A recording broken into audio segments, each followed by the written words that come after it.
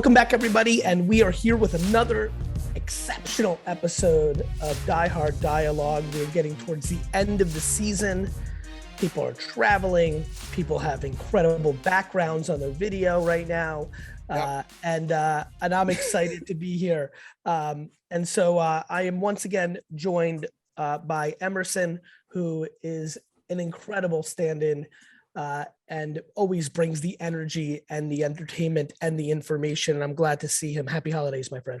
Yeah, right back at you. Congratulations on beating my Jaguars last week.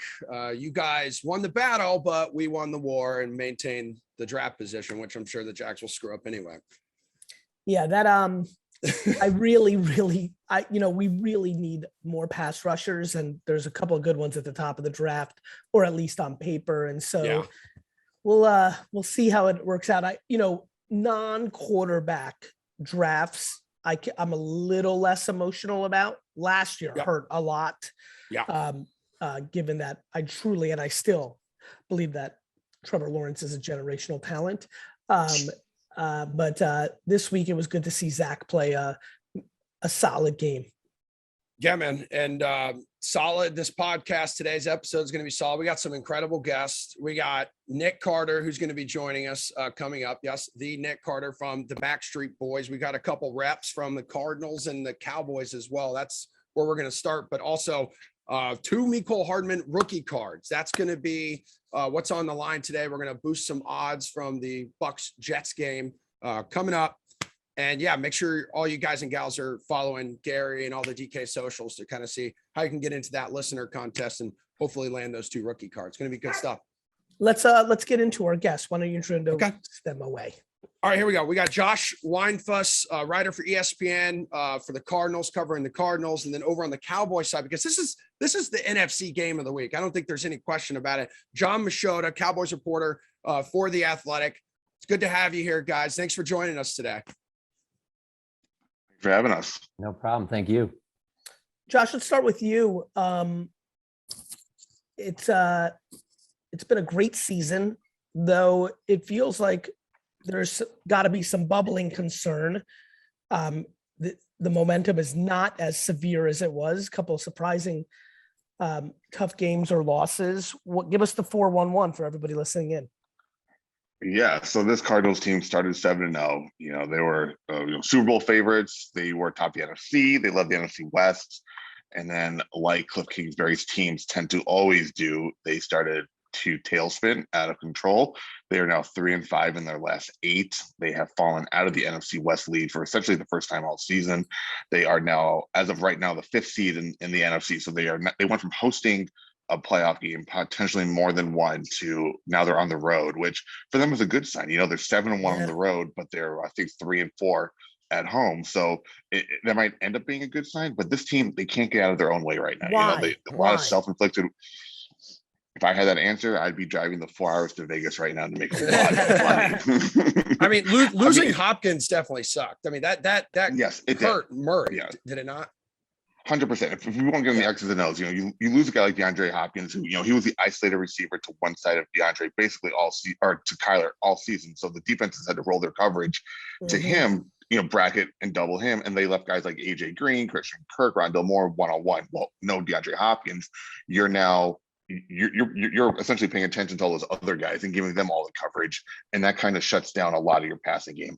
Kyler Murray's coming off an ankle injury. James Conner, the running back who is among the league leaders in touchdowns, he was out with an injury. So a lot of little things. I mean, last couple of games they didn't have their center Rodney Hudson, which you would think not a big deal, but for this team, a massive deal. He's kind of the eyes and ears up front for them.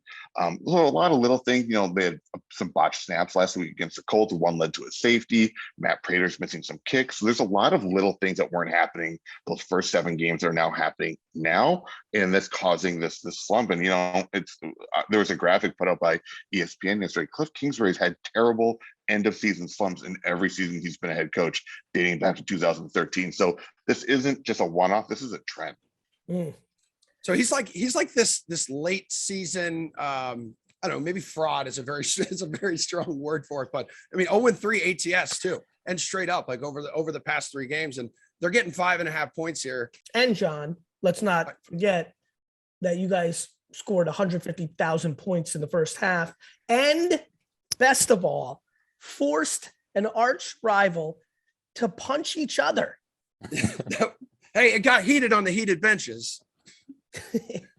There's never a shortage of storylines when it comes to the Cowboys, but this game in particular, it just took everything to another level. It was like the perfect storm because although the Cowboys are in the 2 seed spot right now in the NFC playoffs, it's not like it's been great recently. And so it took a lot of the talk down here was about Dak Prescott being in a slump. Yeah. And when are they going to finally kick this offense into high gear when, you look at a team like Arizona who doesn't have Hopkins, whereas like the Cowboys have everybody. There's no excuses. Everybody got healthy at the right time. This is go time now. And then they just kept sputtering and they just couldn't kind of get things going.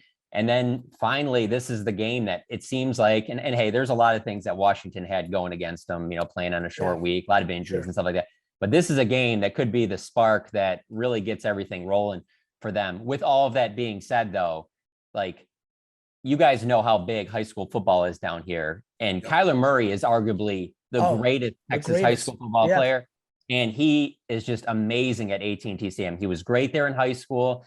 He was great there with Oklahoma. He's already won there this year. He's 8-0 as a starter in AT&T Stadium. That's the thing I just see with Kyler Murray. I'm just kind of like, I noticed he hasn't been running as much this year. I think the most he's ran this year was like 10 times. Like if there's any props on that, you take the over there. He's running in this game, not just because I think he's going to be going out of his way to have a big game, but also because the Cowboys pass rush is the best thing the Cowboys have going right now. They just got DeMarcus Lawrence back healthy, and the combination with him, Randy Gregory, and then obviously Micah Parsons, who should be defensive rookie of the year and defensive player of the year for the first time since Lawrence Taylor. It just like that pass rush is just on another level. As good as that Cardinals offense is, I just think Kyler's going to be running a lot in this game. We know Arizona won 38-10 last year, Gary, in Dallas, but Prescott was not on the field for that one. Yes, I recall. Prescott has Dallas looking like a legit Super Bowl contender right now. Yeah, I mean, this, 3-4 weeks ago, you kind of look ahead in the schedule and this game had all the makings of a potential preview of the NFC Championship game. You could take it a lot of different ways. I do agree with Josh that, energy, the cliff stat is interesting. I hadn't been aware that it's been that consistent. I really do think the injury bug is something people underestimate in the end. Everybody talks about next man up and all those variables, but this is like every league for that matter. When you are losing players that completely change the night, I'll give you an example because I always love to tie it into Jets football. Thank God this did not happen, but if the Jets had lost Darrelle Revis in that 3-4 year window, all of a sudden, the Rex Ryan defense, would have been the one that you saw in Buffalo, right? Like, players matter. And I do think the D-Hop injury is a massive blow for the Cardinals. And I'm not sure they're going to be able to overcome it at the level of success that they were hoping for this season. And that's kind of the vibe I'm going into this game with. And with the Cowboys too, Gary, they're only a game behind the Packers. Their second seed now in the NFC. So you got to be thinking like these last 2 games probably mean a lot more to the Cowboys than Arizona with them trying to make that push. I don't know. Maybe you hope Green Bay gets tripped up either at home against Minnesota or at Detroit to close. Yeah, I mean, look, at this point of the season, whether you're one of these 2 teams or you're in the hunt at 7 and we're now in the part of the zone. First of all, one thing I learned once I got into the NFL representation business and went away from just being a crazy psychotic fan is, everybody's playing hard every snap, every time because they have free agency. They want to stay in the league. Like everyone's playing. Fans get very confused real fast. Everyone's playing. To your point, I'm sure one thing I also learned is a lot of these guys really know how to play football, but actually don't pay as much attention to the playoff seedings of this team, or my favorite, which continues to blow me away. Some of these guys come into the league not even knowing which teams are in their division after they get drafted or conference. So, I will say this, there's not a person on that field that isn't going 150% because we're now down the stretch. And I do think that John's point I do really play out these scenarios. This is why this show's fun. When you take the Kyler factor and you talk about Texas high school football and I believe he knows he's 8-0 in that stadium. And I have a funny feeling as the competitor that he has clearly been, and we all have a sense of that. He wants to be 9-0. He doesn't want to be 8-1. And I do think those little subtle things play in. On the flip side, I think the Cowboys are tasting a little blood in the water. And I do think they know that they're getting healthy on the defense, and with Lawrence. And I think they, that defensive lineman room on film this week is having combos of like, now that one of our big dogs, are we going to be the best? It just all hypes to a very entertaining game. Well, yeah, because go ahead, John, please. I was just going to say on the one thing against the Cowboys, the knock on them is that, they lost to Brady, they lost to Patrick Mahomes, they lost to Derek Carr, like a lot of these wins. And when they've gotten rolling, they're playing Taysom Hill, they're playing Tyler Heineke twice in 3 games, they're playing Mike Glennon. So to your point, Gary, I'm sure there is blood in the water with them in the defensive line room, because they know that is kind of what's being talked about. Like, can they do this against a good quarterback? That's what it was for Arizona for so long too, though. Because like people were like, is this a legit team? By the way, this whole season, you have a really fascinating situation where you have certain teams that had schedules that are, this has been my point on this show. I've gone out of my way to talk about how not good the Bills and the Patriots are because of their schedules, right? Like, and I continue to believe that. I continue to believe that, like, you don't make the schedule, you play who you play. But, I think because of some of the injuries and then how some of the bottom has played out, that there's been teams that don't have that many signature wins on their schedule. I think it's a really fun game for that reason. Yeah. Even with D-Hop down, these are 2 real teams, and they're going to be able to get a sense of themselves as they make their playoff runs, hopefully. Yep. Listen, Josh, is there a scenario if the Cardinals lose out here that they get knocked out, or are they pretty much locked in? No, I think they have a spot. I think they've clinched. They're locked in, right? Yeah. They're already locked in. Yeah. But if they do win and the Rams somehow lose, they can keep flipping back into the NFC West lead. And who do the Rams and who the Rams have their last 2 games? Do you know? I got it right here. They have they're at Baltimore and then home against San Francisco. So those are 2 games they could lose, and the Cardinals could end up with an NFC West title, which would be kind of crazy after everything that they've gone through. But you said something really interesting, Gary, with the whole thing about starters and non-starters. I don't think a lot of fans in this league realize that guys are starters for a reason and backups are for a reason. So when starters go down and backups have to play, they expect these guys to just turn it on, become these great players. Well, if they were good enough to be a starter, they'd be starting somewhere. And fans just don't realize that. Good point. Yeah, Emerson. And when you razz me about my Jets, like, we were on our 6th and 7th safety from week 1. Literally, when Joyner went down, we went right to 6th. And when Mark, it's really, really hard. It's really hard when you have guys starting on your team that were on the practice squad of another team a week ago. The practice squad. Yeah. But look what Treadwell is. It's like the number 1 wide receiver for the Jags. They're in the same boat. You know what I mean? 100%. All right. Let's get some predictions here. What's the spread? Give it to us. Oh yeah. So one more time, Cowboys getting they're 5.5 point favorites at home against the Cardinals. Total currently 52, and you get plus money Cardinals on the money line there, plus 190. John, let's start with you. Yeah, as good as I think Kyler's going to be, I like the Cowboys to cover this game. I think they win like 34-20.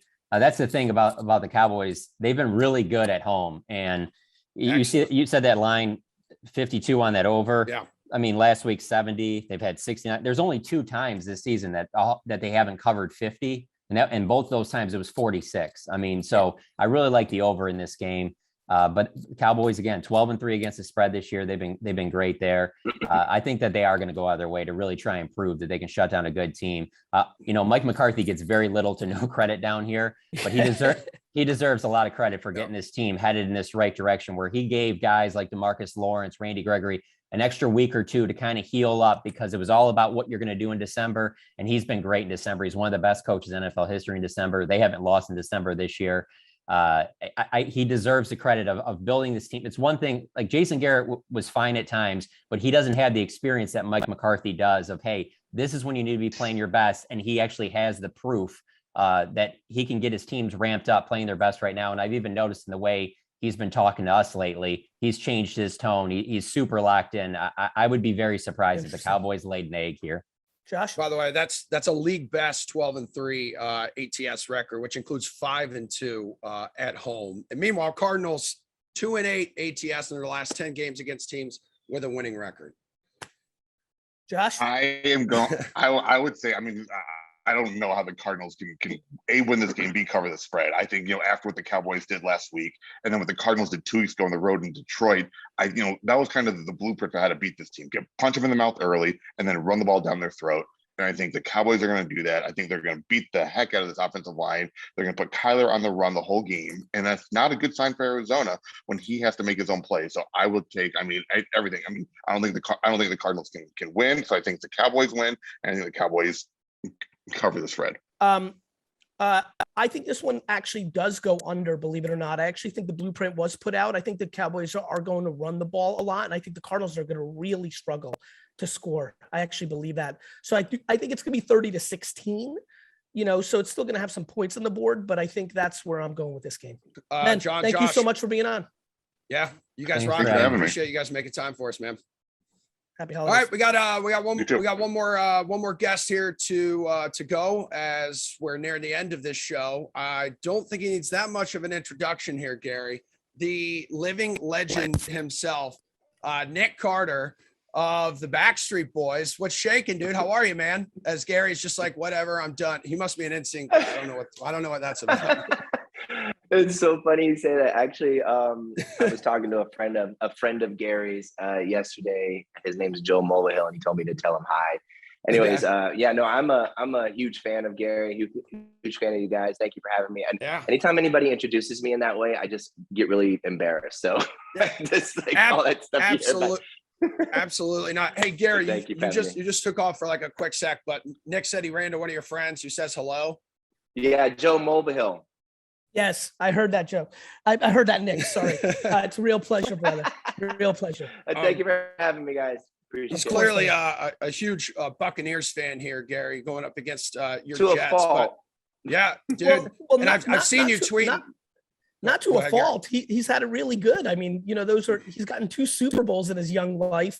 I haven't been able to sniff one. I haven't even been in one. He's got 2 rings that he can recall. And so he's sitting pretty as a Bucs fan. Yeah. Gary, listen, I feel your pain, dude. Like I went through like the Mercer era with the Jameis Winston eras. I've been through it all. I've been from the beginning to now, I feel your pain. And actually I cheer for like the teams like the Jets. I cheer for the I like the Jets more than the Giants. I like the Jets more than the Giants. It's funny. I grew up a big Bucs fan because they were one of the bad teams in the 80s. Believe it or not, the Packers were really bad. The Saints were really bad. And I still have those feelings towards those teams. Those legendary creamsicle uniforms, those are amazing. Nick, absolutely. Let's start with this question. You didn't think that Brady was going to come down here and win a Super Bowl in the first year. Like that had to catch you off guard, no? What caught me off guard, see, I'm really good friends with Jason Light. And so for years, we had been talking about, when he had Lovie Smith, and we've been talking about everything that he had been doing, down the line, building the team, putting it together. We would be on the phone all the time. I'd say, listen, what's your inside information? What's going on? Like, he wouldn't be able to say it during the season and stuff like that. But, and then they had mentioned that they were going to be bringing Brady onto the team, he was like, no, we're going after Brady. And I'm like, all right, yeah, really, come on. And then they did the deal. They offered him $50 million guaranteed. I'm sure he loved the whole taxes in Florida, and that made sense. Yeah. And so they got him. And I was I still to this day, it's unbelievable, that anybody, first of all, that the Patriots even let him go, that in my opinion, so I used to watch this show, still do, called First Take, and Max Kellerman was on it. He would always talk about Brady being, they call him Cliff Kellerman, and Brady would be on the cliff all the time falling off, and he still has not fallen off. So anyways, it's unbelievable. And it's interesting. I'm waiting for the chink in the armor. I'm waiting for that moment when it does start to happen. And I'm afraid of that, but I'm riding it all the way again. So I'm excited. I'm happy. Emerson, what's the data on this game? All right, so we got the Bucs 12.5-point road favorites. Total for this one currently on the DK Sportsbook sitting at 45.5. Jets plus 500 on the money line, minus 720 for the Bucs there. What's going on with the Bucs injury situation? Because I think that's, it's funny now that Brady is in Tampa. It was like Jordan in Washington for me as a big Knicks fan. It's crazy. Like I had almost no feelings. I didn't watch 3 Super Bowls because the Patriots were in it. The last 3 Super Bowls the Patriots were in, I didn't even watch the game. Right. And that's how much it bothered me. But last year, there was a part of me that even wanted Tampa to win. And so I don't have those same feelings, and so I was like, man, he might win another one. But then it seems like we've got a little bit of an injury bug situation in Tampa. Is that correct? I mean, yeah, Fournette's out until the playoffs. You just lost Chris Godwin for the ACL, but then you saw Antonio Brown just returned this past week, Nick, and it's just Brady's got his guy. He's gonna lean heavily on him. Rojo looks good, filling in for Fournette right now, and then you go to his old friend Robert. I think everybody needs to watch out. I think everybody needs to watch out for Keyshawn Vaughn. I think that is a player that was explosive last week. I am a huge Rojo fan. I just don't know why he's been, number 2 the entire time. There has to be a reason for that. I love him. I'm cheering for him. But when you saw the explosiveness of Keyshawn Vaughn, I'm just like, there's something there. So I think they're going to ride him in this game. And you can run all over the Jets. And I mean, all over. I mean, Tampa's scoring 40 points in this game without even trying. But that's what I was going to say. This one's setting up to be a Rojo galore because Jets are giving up, 141.3 yards per game on the ground. That's quite a bit, Nick. Just let Rojo eat, man. Yeah, listen, like I said, Rojo has explosiveness as well. I think that you cannot underestimate. I was looking at the names, like every single one of those offensive linemen. They're still intact. Every single one of them are there, and they're dominant. And that, to me, is a very optimistic point of view going into the playoffs, like that line is still intact and still healthy. So I think, you're right. I think this is going to be a running game. I really think there's not going to be – go ahead. No, I was sorry to cut you off. I was going to say that's a good point Nick's making here, Gary, because we've seen Brady do so much more with so much less in certain seasons in New England. But the most important part for him, Gary, was he had that rock solid offensive line in front of him. That's all you need.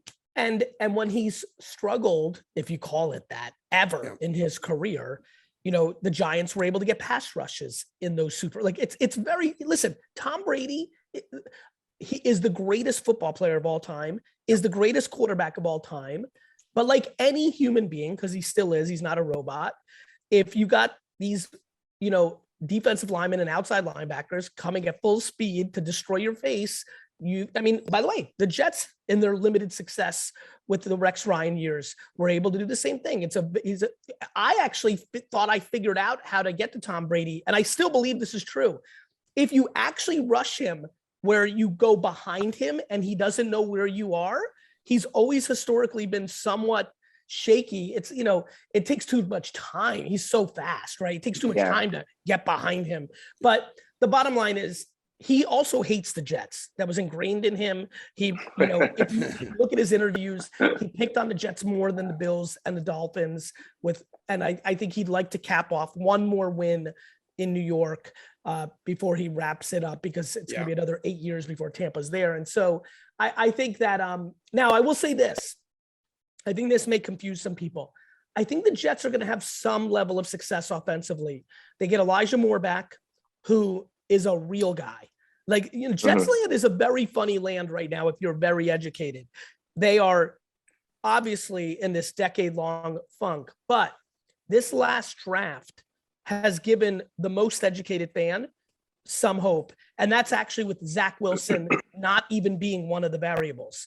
You got Elijah Vera Tucker on the offensive line, who's already an all-pro caliber guard. You've got Michael Carter, the running back, who is a godsend. We finally have something at running back, who was a 4th-round pick. And you got Elijah Moore, who went in the 2nd round, and he comes back. So that gives Zach an extra weapon. I think he found a little something with his legs the last couple of weeks. He had a 50-plus yard touchdown run. I actually think the Jets are going to put up maybe 17, 20 points. Yeah. I think this one could legitimately be 51-20. I really do. Okay. So there's a bet here on DK Sportsbook. Both teams to score 20 plus. You can get plus 190 odds on the DK Sportsbook right now for that one. Nick, I think that's the one that might surprise him. Nick, talk to me about the Bucs defense. Yeah, I got you. I knew you were this leads right into that. So the biggest problem that we have had all year, we started with a bunch of injuries on the secondary. Yep. Some guys came back. Levante David, I have not checked. I think he is still out. And so that leaves that middle of the field. They're speedy, linebackers. Mm-hmm. Those guys are the ones that help out with when those safeties and cornerbacks aren't able to get to those receivers. So you have seen other teams this year score on the Bucs and put up points. The last game, I liked what I saw, but it can be kind of a hole. And so, my prediction is actually it's a little closer to that this game. That's what do you have? Because we were talking about one of the notes that I had earlier was are we gonna rest some players? Are we that might be smart. Smart. So like, is this really a game that is that important versus actually resting your players going into the playoffs? So those are the things. And now, guys, Bruce Arians is right now. Bruce is out. Bruce Arians. Oh, he is. Wait a minute. Does that mean Todd Bowles is coaching? No, there's an interim coach. I don't know who it is. I just read up on it. It looks like it might be. Is it Leftwich? Bowles and Leftwich, by the way, both interviewing for the Jaguars head coaching job. Bring up the joint team. Yeah, I don't know exactly who but there is an interim coach that's coming in. And so Bruce is actually staying home. He's resting. So, there's definitely some obstacles in the way. And my son just walked in with some late breaking news saying that Philip Rivers may be back. What's this? Wait, I don't even know. Are you serious? What is this for the Colts because of Carson Wentz being out with COVID? Is that what it is? Literally, my son knows more about football than all three of us combined. That's great. Let's bring him on. He should be hosting. Yeah, he should be a host. I agree. Oh, by the way, reports are Ron Middleton. Okay. That's who is the guy. Reports are David's going to miss the rest of the regular season. I know we mentioned him moments ago. Is he really? Wow. Yeah. So they're Bucs, by the way, 4 seed right now, currently in the NFC. All right, I'm about to lose my Wi-Fi, as you've been noticing, Emerson. So we're going to wrap this up. Nick, what's your official score? Honestly, what's the spread right now that they have? So it's 12 and a half. 12 and a half. Bucs are 12 and a half road favorites. Total 45 and a half. God, man, I don't know. I think it might be a little bit closer than that. They could be. I just see this is what I see happening all the time with teams like this. Everyone plays their best football against the Bucs because they were the Super Bowl champions last year. And so any given Sunday can happen. So I don't know. I maybe 10 points. I think it's within 10. Okay. That's a good point. But Bucs have not been great away from Raymond James Stadium. 3-5 ATS this season. So you may be on something, Nick. Yeah. I'm going 51-20. I really am. And I'm boosting this over. I'm going big, Emerson. I haven't boosted something with this big of odds. I'm boosting both teams over 20. Okay. I got a question. Is it going to be cold and snowy there? It doesn't look like it. It doesn't look like it. Dude, the one thing that doesn't matter is probably cold for Tom Brady. He did it for 2 decades. He definitely doesn't care. He definitely. I do have one more question for Nick, because I know he's a busy camper right now, and this is something that you're going to like too, Gary. You're about to drop a new album, Nick. That's right, and it also has some tie-ins to NFTs. Can you tell us about that? Yeah, before I do that, so on this screen right here, I've been subscribed to a man named GaryVee who talks all of these NFTs, and I actually retweeted one of your things because it made so much sense. I call it the 2%. You know what I mean? Yep. It makes so much sense. I believe that music is going to be heading in this direction.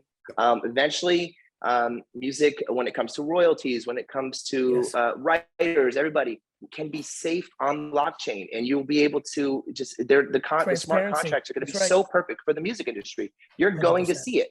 Are we going to be too early, or right now? Maybe. Is going to be evolutions and all those? Yes. So I'm a huge fan of the blockchain. I'm working with a company called Humble, who actually has a blockchain of their own called Blocks.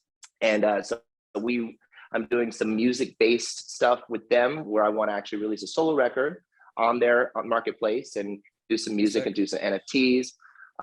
So we're kind of working on that with like maybe an early first quarter release this year coming up. Literally. Nick, make sure you DM me on Instagram. I'd love to get a little under the hood on that and check it out. I'm a real fan of you as well, brother. And I love this. Thank you. Yeah. I love how diehard you are. I know Mr. Light as well. And a big fan of Jason's. And so maybe if you guys make a deep playoff run or maybe even a super run, maybe we'll do a little dinner in Los Angeles at the beginning of next year. Yeah, I live in Vegas. So I assume if the Bucs go to the Super Bowl, you're gonna find yourself in LA for the Super Bowl. Yeah, absolutely. Yeah. And one last thing before I go. So I'm a huge NFT fan. Like I'm a diehard NFT fan. Me and my wife were one of the first 1,000 holders of SHIB. Did really good at that. And then, so we've been doing this since 2014, and I believe I found the next SHIB, and it's this shirt I'm wearing right here called Zeno. They actually, getting ready to release 10,000 NFTs. Are going to be the first animated trait NFT. So I can't wait to get my picture frame and put that on the wall. So this is a good one right here. Thanks, Nick. All right, guys. Thank you for having me. Thank you, brother. Emerson, thank you so much for having me. I can't wait to go to Vegas with you guys. It's going to be great. We're going to have a great trip, the three of us. Three best friends. It's going to be amazing. Emerson, wrap us up once more with the final things. All right, dude. So yeah, we're boosting the odds for both teams to score 20 plus points, and need everyone right now listening, watching. Follow Gary on social, follow Nick on social, follow all the DK social accounts, because you need to get into this listener contest, because we got 2 Mecole Hardman autographed rookie cards up for grabs. You win that thing this week. Cheers, everybody. Happy holidays. Happy New Year. Nick, thanks for being on. Emerson, thanks for plugging in. Later, guys. Cheers. If you or someone you know has a gambling problem, Priceless Counseling and Referral Services can be accessed by calling 1-800-GAMBLER in Illinois, Indiana, New Jersey, West Virginia, Pennsylvania, Michigan, and Wyoming. 1-800-522-4700 in New Hampshire and Colorado. 1-800-BETS-OFF in Idaho. 1-800-BETS-OFF in Iowa. 1-800-532-3500 in Virginia.